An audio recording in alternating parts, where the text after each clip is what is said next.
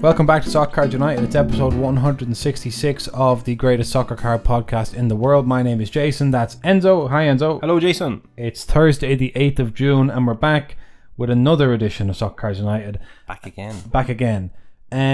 Anything to announce? Any important notices to any members of the audience or the Soccer Cards United community before we start, or should I crack on? I don't think there is. I don't think we have anything new to say.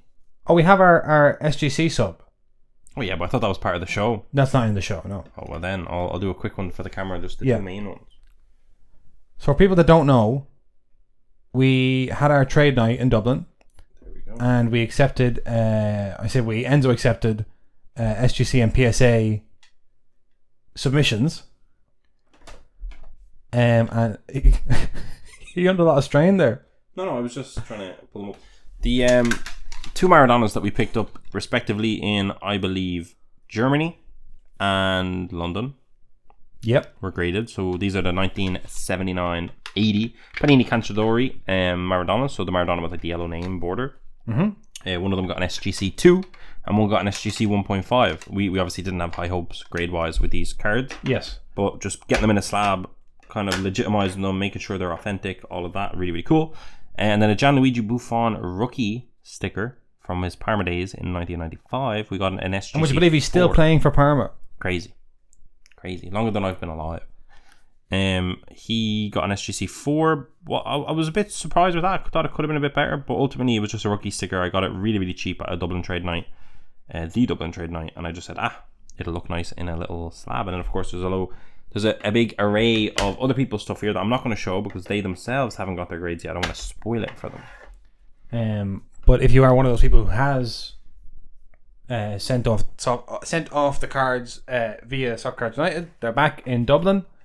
Yeah, we'll be organised that. Collections probably won't be doable till Monday, but we'll organise it. Okay, you expect news today about but don't rush. Don't rush. Don't be worried. Don't worry yourself. You should have the email before you have the podcast. How about that? Oh, how about that?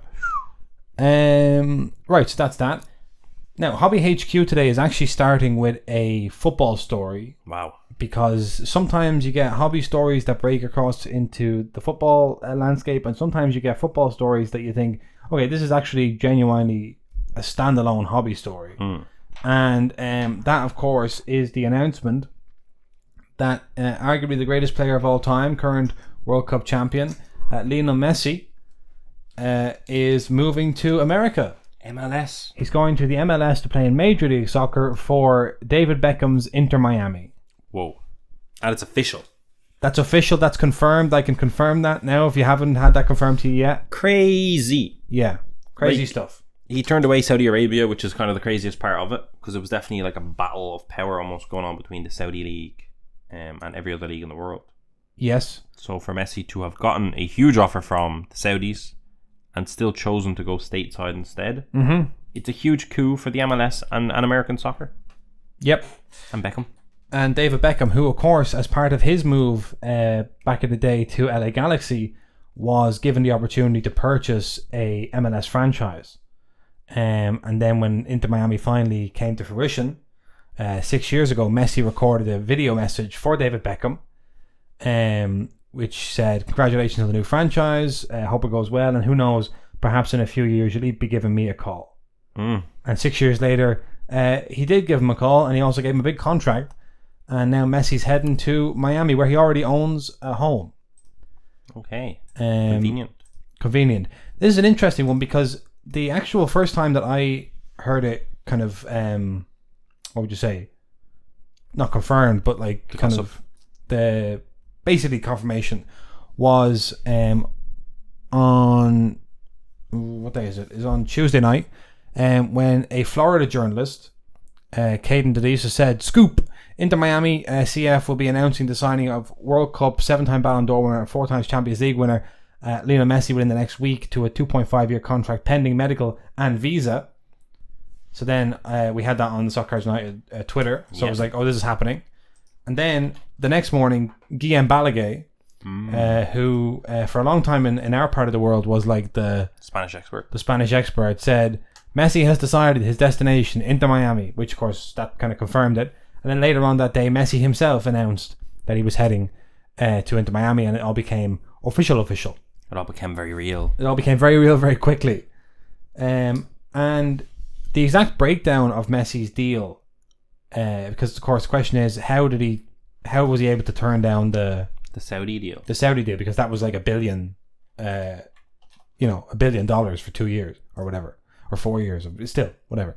And basically it comes down to the commercial element. So as part of this, Messi is going to get a cut of the profits from Apple TV's MLS subscriptions.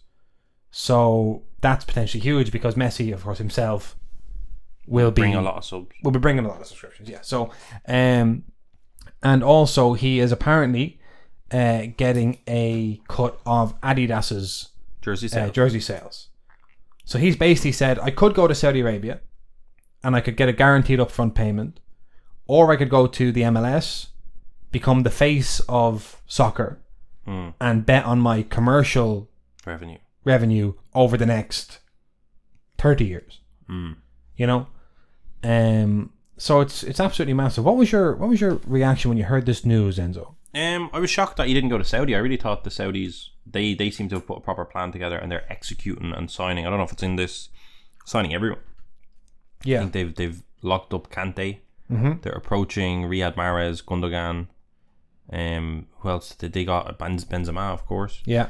Ronaldo, of course, prior to that. So they were kind of going for the juggernaut. It seems like they just have the checkbook out going, let's build up this league really fast. And it very much seemed like Messi was a huge part of those plans, especially after the kind of endorsement of Qatar and stuff like that.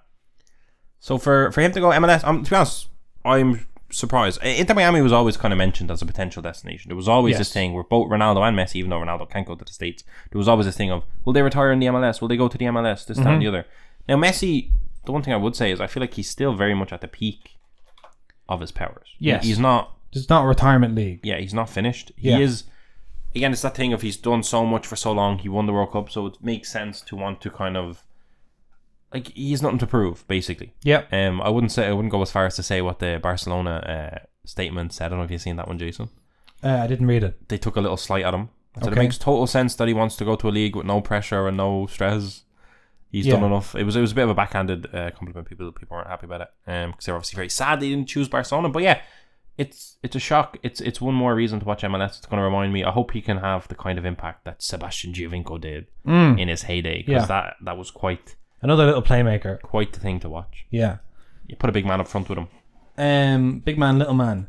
There's been talk of the likes of Sergio Busquets, Luis Suarez, and Jordi Alba joining him in Miami. Currently, Inter Miami are the worst team in the league. Just sacked Phil Neville, and we were just days away from Lionel Messi training managed under Phil Neville, which was maybe that's why he was sacked. A tantalizing. They were like, we can't have you, coach. No. They're talking about former Barcelona coach Tata Martino, former Mexico coach as well, coming to coach Inter Miami, and it's quite extraordinary. Obviously, the two precedents are David Beckham coming to LA Galaxy, but more importantly, probably Pele going to the New York Cosmos back in the NASL days in the 70s. Of course, that league ultimately collapsed. Yeah, let's not forget Zlatan. That's actually really interesting. A lot of people are saying, do you think Messi could do what Zlatan did and just kind of go to the MLS for a couple of years and still then go back to Europe and do something, potentially, if he wanted to? I mean, of course he could. I mean, he had offers from Europe. Probably Man City. Yeah, I mean, I think I read a couple of reports that said he had offers from the best couple of clubs in the top couple of the leagues. So basically, everyone that was anyone was like, yeah, because it's like, yeah, you have to shop them around just to see if anyone's offering crazy, and it's like, yeah, we take them. Obviously, going to Miami, it was always going to be Miami or Los Angeles in terms of a big enough Spanish-speaking community that Messi will feel welcome, completely at home. He has a house in Miami already. He's been there many times, as I say. It's quite extraordinary. Resale tickets across the MLS flying up in price. And I think in terms of the soccer card hobby, this is huge. This is, I mean, just brilliant. This is just this is like incredible. This is like you couldn't get any better than this, basically. No, it's ideal. He's just ideal. Yeah, it's ideal. Like, he just did the World Cup in the winter. Yeah, won it, dominated it. Everyone's seen that, and now he's coming to your league. Like, that's the kind of, there's not a big, and then for 2 years he does this, and now he's coming to your league. It's like you just did all, you just seen all that. Yeah. And now he's coming to play in Miami. It's crazy. Now you can see him in person. And I think it's going to be like a lot of celebs are going to be all over Miami for his games and stuff like that. It's going to become a bit of a cultural thing as well. It's going to be great. Yeah, cultural phenomenon. Shed and just, yeah. Because it's all moving towards the 2026 World Cup. Yeah.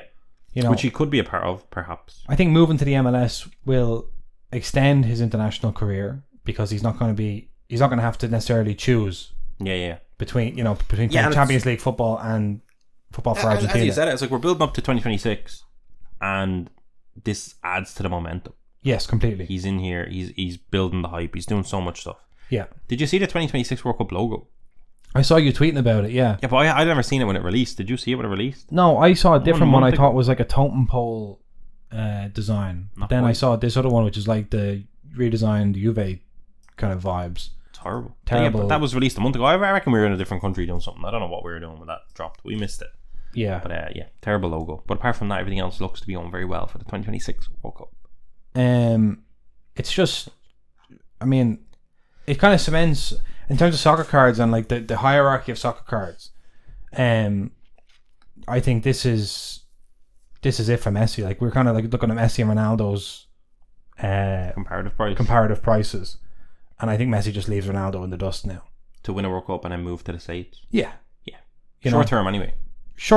But I mean, maybe I don't think this is. I mean, this is the kind of thing. If he makes a go in the MLS and delights audiences around America for 3 or 4 years, yeah, that's the kind of stuff that just sends you into the stratosphere. I mean, like, the reason that, you know, people talk about in America, talk about Pele and all that, is because there's a strong cultural memory of Pele playing for the New York Cosmos. People might not know that's why they know him. Yeah. And there's also a similar build. Do you know, it's that kind of thing that has kind of followed them throughout their careers. It's like, you look at Ronaldo, and if you say he's the best soccer player, you're kind of like, makes sense. He's a big machine. Yeah, he looks like an incredible athlete. Yeah, makes sense. But Messi is this kind of thing. You see this little guy. Yeah. Especially, you know, American sports, your basketball players, your NFL players, these are big, your hockey players, these are big guys. So if you see this little guy, and you're like, all right, let's see, what's all the fanfare about this? Why is this guy getting a cut of Apple? Why is he getting a cut of Adidas? What's going on? And then you see him delighting and whizzing through people and making them all look a bit amateurish. It as you said, delights. Yeah. It could be crazy. It's incredible. I think that's an important point on like just the builds and stuff like that. Like, Messi is by nature of his stature, watching him play football is like, it's a very romantic story. It's like, look at him, despite all of his shortcomings. He's brilliant. You know, he's not like, it doesn't look like he was a robot built in a lab to succeed at this sport. He's good in spite of himself, kind of thing. So this is all very exciting. I'm buzzing. Absolutely fantastic. Like, imagine, obviously, and there is the story arc, of course, of they are bottom of the league, now Messi joins. Yeah.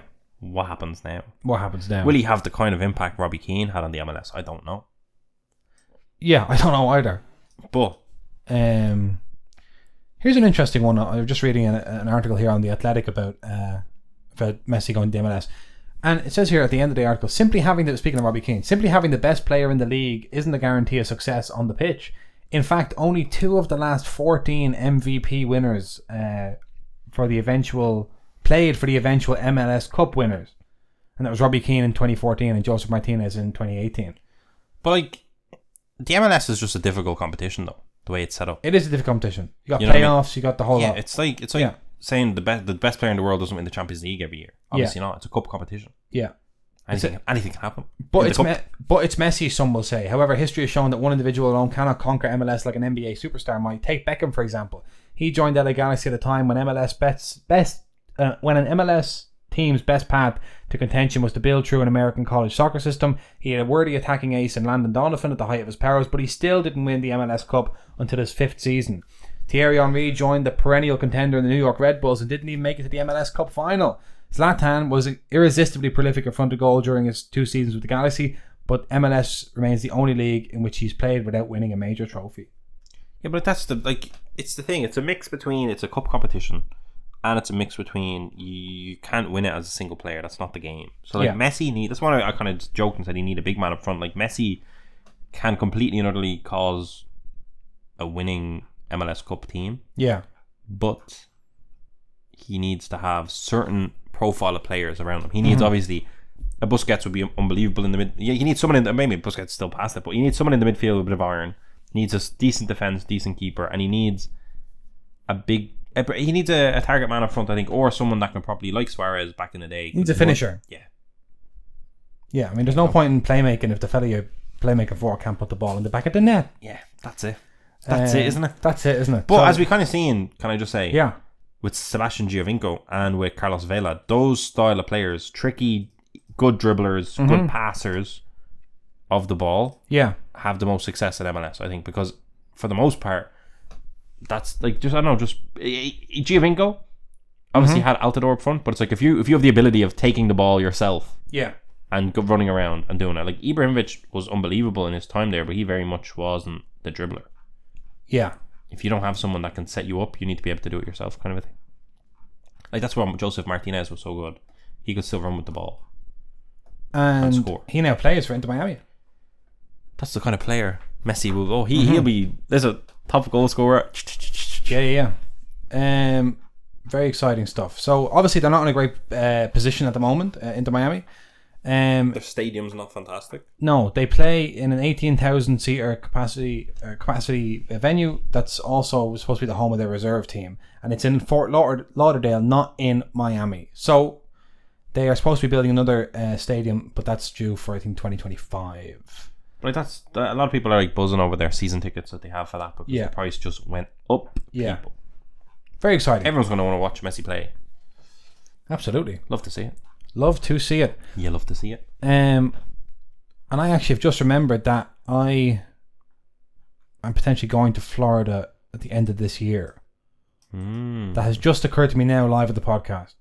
Sounds very what's the word? Convenient. Good luck getting a ticket to that. Good Lord. Alright.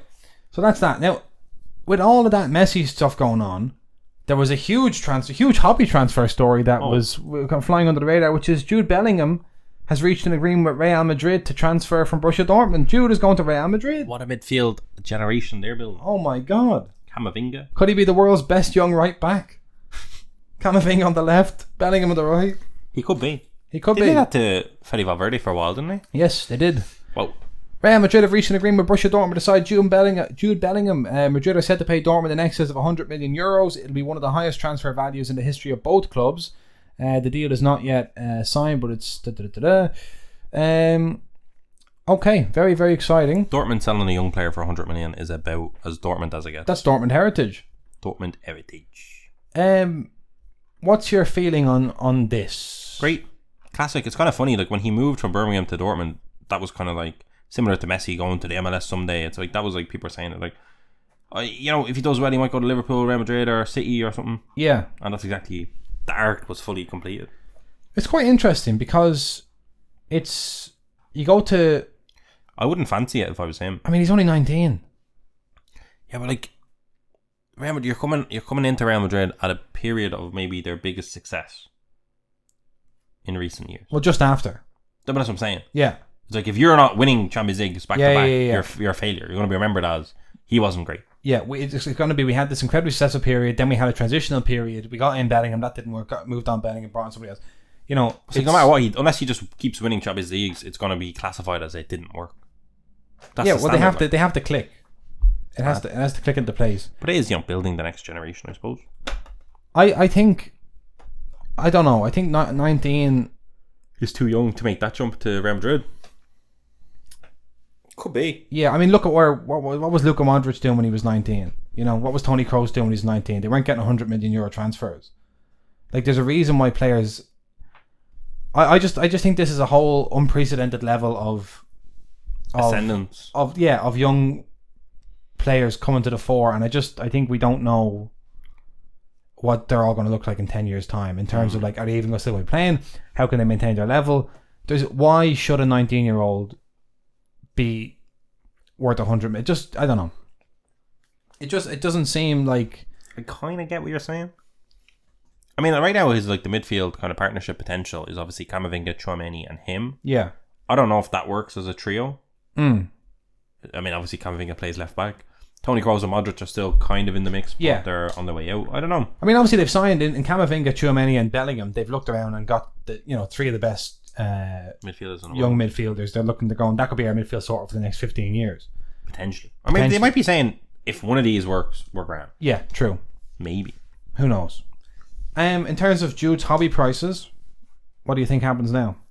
Hard to tell. You'd imagine they go up. I seen someone who owned the 101 Sapphire who bought it thinking he was going to Man City for some reason, and he wants to sell it now. Because you going to Real Madrid? Yeah, he's like, I kind of bought this as a Man City fan, expecting. Yeah. It's a bit mad. Imagine the luxury of buying a 101 Sapphire rookie Pretty incredible stuff. on the kind of he might do this. One thing I did notice, I put out a couple of tweets and stuff about this, and people were replying with an unbelievable Amount of fire. and that kind of was other people's point, was that if you look at the amount of Jude Bellingham cards there are, 2 million rookies, 2 million rookie cards, Yeah. so many patch autos, one-on-ones. Because he fell into that kind of period of peak hobbiness, Yeah. hobby hype, which was also matched with peak hobby production, and he happened to be in 2 different Tops products. And Yes. under 3 different Tops licenses. So Yeah. they had him under Bundesliga, Dortmund, and Champions League. Mm-hmm. So that all kind of, and he was English, so there was so much hype about him already Yeah. as well. By the time he was at Dortmund, that there was a lot of production of a lot of stuff. But like that happens. Like if you look at old NFL players, like they have, or basketball or whatever, they have lots of variety of rookies as well. True. But- True. As you said, it's harder to move the needle when that's the case. Yeah. I mean, like, in terms of this transfer, it can't. I mean, I know I'm saying, like, maybe it's not a great thing, but that's a general point. Like, that's like a general thought on the trend. Specifically, this is like the best transfer. This is Real Madrid. Yeah. You're going to Real Madrid for maybe the second most valuable transfer in their history after, I think, Eden Hazard. Like, you're 19. The only thing is, maybe this is a bit football heritage on me, Jason. Yeah.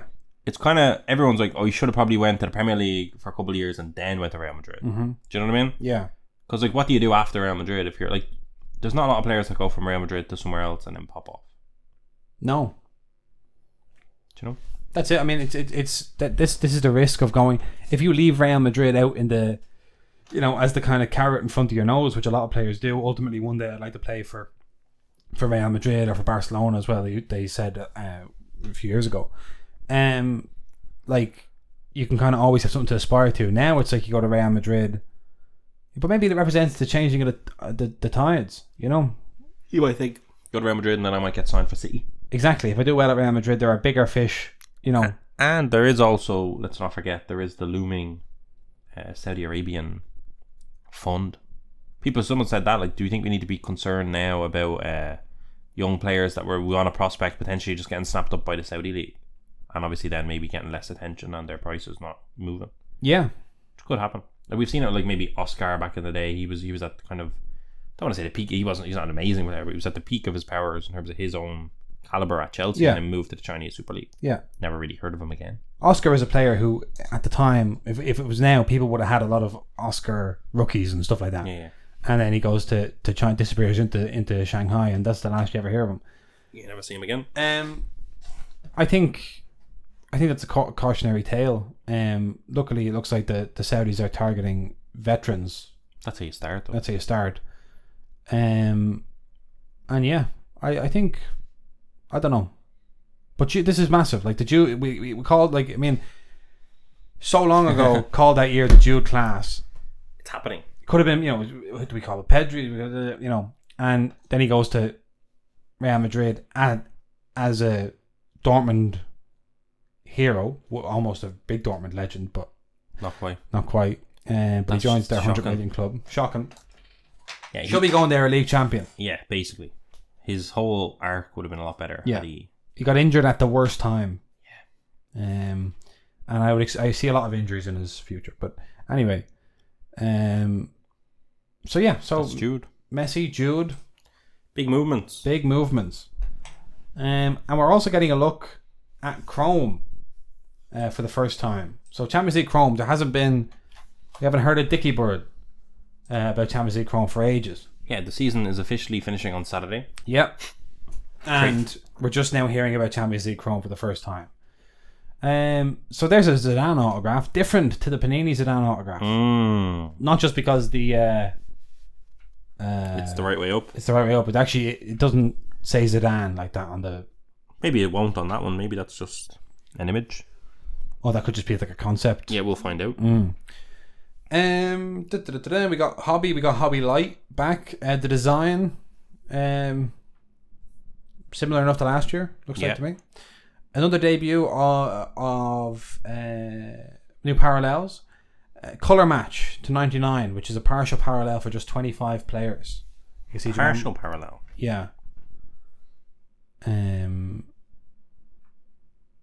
only part of the checklist get it. Yeah. 25 players. 25 players. Hobby parallels, they go up to 399. Okay, 399, 250, 225, 199, 175, 150. 25 subjects have 99. Of 75, of 52, of 50, of 50, of 30, of 25, of 10, of 5, and of 1. There's also base hero variations. Enzo, you had some thoughts on this Hyunmin Song card. I didn't love the face. Yeah. Kind of looks like, when they those ads where people have like tights over their face to rob a bank. Yes. That's what that kind of looks like. But I like it, like kind of a comic book style, as it says there. So they could be cool. Just don't like that one. So there's your base card. There's your color match. There's your one we were just talking about. Jude, Bellingham, Jamal Musiala. Jewel Auto. Someone said, is this the first time I've ever seen a Jewel Auto on a Chrome card? In soccer, I think yes. I think so. What about the Barcelona? Does that have Jewel Autos? Yeah, I mean, it does. But I mean, same season in Champions League Chrome. Yeah. Yep. Or UEFA Club Competition Chrome, should I say?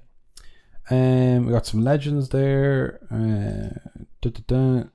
Erling. Speaking of designing Erling Haaland in a lab, there he is in the kind of like a test tube thing. See, you couldn't put Messi in there. No, you'd say maybe you could. You'd say let's throw that one out. Yeah, it didn't work. Wonder Kids design here. That's a good. That looks very Panini. I was just gonna say that. What's the pink one called? Gravity. Yeah, I think it's Can't remember. The Globe. Joe Bonito's back, but I don't see an image here. Youthquake. You've heard of Earthquake. This is Youthquake, this insert. Young people that make a big shake. Yeah. Big impact. There's Messi. There he is. Zidane. And then there's people are very excited at the prospect of Messi in MLS product. Oh, yeah. It's going to be class. Very, very good. If only MLS Renaissance was coming out. Or sneak him in. I'd do something. Take Gary Speed out of it and put Messi in. Yes. There's an idea. For God's sake, take Gary Speed out of it anyway. So that's Chrome, and it's out. When is it out? 27th of June. 27th of June. So very soon. So just a nice 2 and a bit weeks after the Champions League final. We'll get that Chrome. You get your, and it is UEFA club competitions, as you say, Enzo. Yeah, a bit of all. Which means Champions League knockouts are only Champions League product of the year. Maybe. I don't know if that's accurate, but maybe. So Chrome at some point we'll see Chrome. I'm excited to see what Merlin looks like this year. Merlin Chrome. Yes. Oh. I think we're always excited. But one of its biggest selling points was being an UEFA club competition basically product. Yeah. Now that's not the case, so we'll have to see, Jason. We'll have to see. As always, we'll keep you posted. Keep our eyes peeled. Here's a kind of a bit of gossip, a bit of hobby gossip, a bit of hobby legal carrying on. Do you have this press release in front of you, Enzo, from Upper Deck? Oh yeah, absolutely. Would you like to read it to the people? You want me to read the Upper Deck? Yeah. The full whack? The full whack. Give us the full whack. We don't have to say about Upper Deck, but the full whack of it. Everything okay. Upper Deck sues Ravensburger over stolen game. And we're not talking about Jigsaw's people. Carlsbad, California. Upper Deck, the worldwide leader in sports and entertainment. I don't know about that. Maybe they don't. I don't know. Let's read it again. The worldwide leader in sports and entertainment games and collectibles sues. Did they release this? Yeah. You can't call yourself the worldwide leader of sports and entertainment. Games, I suppose. Maybe you can. Who knows? And collectibles sues Ravensburger and a previous Upper Deck game designer for stealing and copying Upper Deck's original game, which Ravensburger repackaged and marketed as Lorcana. That is shocking. That's shocking stuff. We invested significant time and resources to develop a new and novel trading card game. Our current leadership values the importance of protecting intellectual property of both Upper Deck and its licensors. Said Upper Deck President Jason Mashara. Yeah. We want gamers and fans to continue enjoying and having access to unique, innovative, immersive trading card games, he added. We encourage competition in the industry, which someone disagreed with. But we also strongly believe in playing by the rules to ensure gaming community benefits from the different creative choices by each manufacturer. Right. Known for popular titles, including Legendary and Versus System, I don't know all this. Upper Deck is a leading producer of trading card games, has a long history of developing original games, and is a trusted licensee for some of the largest brands in the world. My God. Including Disney, I believe, in the States. Craziest thing about this, there's a lot of crazy things. That's so just to sum that up, so Upper Deck card company, who also make trading card games, suing Ravensburger for Disney Lorcana, which is a new upcoming set to be released trading card game. This is more Disney stuff. More Disney. It's the year of Disney. This is an actual trading card game, and that's from a Disney Expo, I believe, Jason. So there's a few early release cards that were made at a Disney Expo special edition kind of thing. Right. Yeah. But August is the expected release date for this thing. They fully broke down and showed their product line. You know, they have booster boxes, they have trainer boxes, they have different kind of setups or whatever, different versions of stuff, the way you'd kind of find with Pokemon or Magic the Gathering or whatever. So they fully launched and they had a full game dynamic, fully created, fully kind of being leaked. And I have two things. It's like, this is coming out in 2 months. Or is set to come out in 2 months. Yeah. Is this a very strategic Upper Deck suing to just literally let them build up as much momentum as they can, let them invest as much money as they can, and then kill them? You're saying that Upper Deck didn't just discover this? No, but I'm saying, is it that? Is it like strategic and spiteful? Yeah. Or is it a case of just now the game dynamics have come out and they're like, hold on a minute, this is our game? Oh. I don't really know. But it could have potentially huge implications. I feel like the most likely outcome could be a payoff. I'd like to think Ravensburger at all costs do not want to scrap this project. So just for for clarity, there was a guy who was working on as a lead game designer on a new trading card game within Upper Deck. Mm-hmm. He then left the company, or was fired, or was headhunted. I don't know. Something. He no longer worked there. And then the game emerges in a Disney skin. Yes. As Disney Lorcana. And just madness. And then Upper Deck say, hey, that's our thing. That's our game. That's our game. But yeah, you're right. How do they know the game's...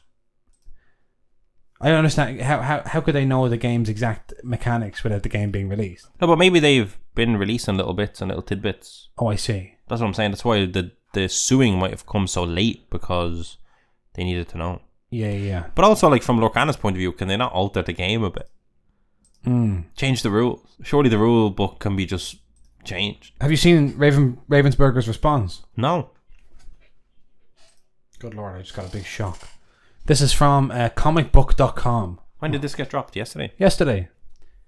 Ravensburger has responded to a lawsuit over its upcoming Disney Lorcana card game. Earlier today, Upper Deck Entertainment announced they are filing a lawsuit against Ravensburger and game designer Ryan Miller over Disney Lorcana, claiming that Miller had worked on a game that was nearly identical to Disney Lorcana for Upper Deck before leaving in 2020 to work on Lorcana. In part, Upper Deck is seeking an injunction to prevent Ravensburger from releasing Disney Lorcana in August, potentially spoiling what is likely to be the biggest tabletop launch of the year. When asked for comment, an official Ravensburger spokesperson told comicbook.com, Ravensburger has not been served with a complaint and thus cannot speculate on potential legal matters. We at Ravensburger stand behind the integrity of our team and the originality of our products. Which is strange that they said that, because a 19-page complaint was provided to multiple websites by Upper Deck stating that the lawsuit was filed at the Superior Court of California. It is noted that a case search did not pull up the lawsuit, although it is possible the court had not processed the complaint yet. So Ravensburger saying, I never heard about that. That must be fake. It must be fake. So listen to this. The lawsuit claims that Disney Lorcana is virtually identical to a game called Rush of Icor, citing Disney Lorcana's starting hand size and the use of keywords and certain card abilities, which you probably see from the Disney Lorcana's Inkwell, in which players put cards from their hand into a pool that can be used to summon other cards into the field of play, is also allegedly similar to Rush of Ichor's Influence Zone, which uses a similar summoning mechanic. Holy smokes. The pre-release cards made available at last year's D23 have sold for thousands of dollars on the secondary market, and the launch events at Gen Con sold out in minutes. Wow. Did you ever play like a tabletop game like Yu-Gi-Oh? Yu-Gi-Oh? Right, okay. Does that count? I don't know. It's a card game. Maybe it's not a tabletop. Well, maybe you need little pieces. But I feel like tabletop card game. Yeah, I think it can be a card. Yu-Gi-Oh's a card game. Yeah, Yu-Gi-Oh. Yeah. It looked cool. I was kind of interested in it, but I didn't really know. Yeah. I like the images and whatever. But do you not think like the original, like the starting hand size, can Lorcana not come out and be like, it was 5 and now it's 4? Well, I suppose in that case you'd be admitting. I know, but like, is it not you'd like be admitting liability? Yeah, I guess it comes down to there's a former employee in there and there's a lot of similarities. I think that probably has legs to stand on. They probably had a non-compete clause in their contract. Maybe. Or there's also apparently this is different in different countries and in different contracts. If you create something while you're working for a company, in some jurisdictions the company owns all of everything you work for while you're under contract. That's relevant. That's even remotely relevant to the area. Yeah. And in other jurisdictions, they don't own anything. So, bit of gossip there. We did a bit of legal gossip. Bit of madness. Who knows? We'll keep you posted on that. Yeah. Right, move on to your football week, although there's not much to talk about because the season is winding down, so the releases should start up. Most of the football week ended up in Hobby HQ with big transfers. Did you get a chance to see Fiorentina versus West Ham United in the Conference League final? I watched the replays, that's it. Okay. I got the highlights. I didn't get a chance, Jason. I was busy. I completely understand. I was there, popcorn in hand. Wonderful. I love the Conference League. I'm a Conference League ultra. It's just better. Who are you rooting for pre-game? Nobody, just a good game. I didn't know. I didn't know who I was rooting for. Because I don't know. It was a mad game. The first half very, very scrappy. Christian Baraghi, the Fiorentina captain, got his head cut by plastic cups. Crazy. Which nobody seemed to be talking about how exactly that happened. Yeah, I seen the blood. I thought it was glass. Yes, it was plastic, and everyone's going absolutely disgraceful from the West Ham fans to be throwing plastic cups down at the players. I'm like, I'm sorry, how did he just cut him with a plastic cup from far away? Yeah, if you can do that, you have talent. What's going on? Yeah, as far as I'm concerned. Now I thought maybe they might put like heavy stuff in the cup. Yeah. And use that as a projectile because obviously the wind would just catch it otherwise. But no one seemed particularly interested in the mechanics of what happened. So yeah, it was 0-0 at half time. Then Said Bermama scored a penalty, and then Jack Bonaventura, who we have a signed Fiorentina kit on. Oh yeah, of course we do. Leveled it up. That was a good goal. It was a very good goal. Very good goal. And then Jared Bowen with a pass from Lucas Paquetá. Broke me heart to see that. A brilliant run. His unbelievably high transfer fee is just paid for. There's your 50 million. Yeah. There's your 50 million. He just assisted the winning goal in the European Cup final. What more do you want? And you can have those two little bastards on Soccer United sitting there sneering at his 50 million pound transfer fee, but ultimately he's paid for it, and they can keep that little podcast. That's what they're going to be saying in West Ham this morning. Oh, I hate him. He used to play for Milan. So anyway, went to West Ham, their first trophy in 40 odd years. Declan Rice, only the third West Ham captain to lift a major trophy, I believe. We can say once again, the Conference League was genuinely a good idea. A brilliant idea. You know, like there was a lot of abuse, and like they're always trying to add extra games, but add extra games to the teams that don't have it. Exactly. It's brilliant. And give them a trophy to play for in a world where Man City and the likes are dominating everything else. Yeah, it's brilliant. And the David Moyes, 1,000 games, more than 1,000 games as manager, is his first major trophy. I was delighted for David Moyes. Delighted. And I put on Twitter, I am inexplicably delighted for David Moyes. I don't know David Moyes. I've never met the man. He's never managed one of your teams. Never managed one of my teams. And yet, I think I've just watched so many David Moyes games and struggles that I'm just like, yes, David Moyes. Well done. Get that trophy. Build on. Get that trophy. Go into Europa League next year. Have a few trips around Europe. Enjoy yourself. He deserves it. You deserve this one. So congratulations to West Ham. Commiserations to Fiorentina. Then quick check-in with the Under-20 World Cup. Oh, yeah. It's now the semi-finals. And here's one for you. No matter who wins the Under-20 World Cup now, it'll be that country's first time winning the Under-20 World Cup. Something like 11 of the 22 times they've had the tournament has been won by either Brazil or Argentina. Both of them got knocked out earlier, even though it's in Argentina, and Brazil had the best squad in the competition. And it's now Uruguay versus Israel in one semi-final and Italy versus Korea in the other semi-final.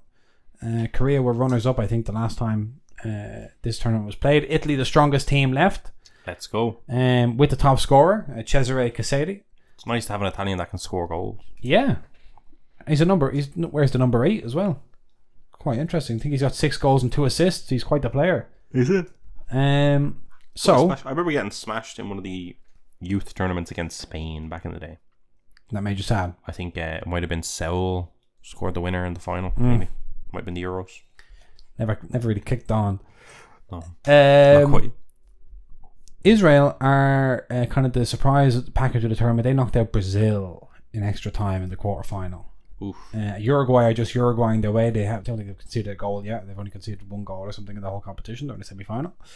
And Korea are looking accomplished as ever. So if you get a chance to watch it, they're all free to stream. Yeah, I'm going to try on catch FIFA that semi. Plus. Bit of football for myself. 6 hours on today. Yeah, it's on today. So if you listen to this after the day of release, you missed it. No, I think I can watch this. For the listeners aren't getting this, but the viewers are getting an absolute treat of Enzo's various facial expressions and body language. Oh no. He looks busy. I'm a busy man. Okay, listen. That's it for Soccer's Night, episode 166. We're back on Monday with episodes 167. Have a great weekend, everyone. Thanks, Jason. And, okay.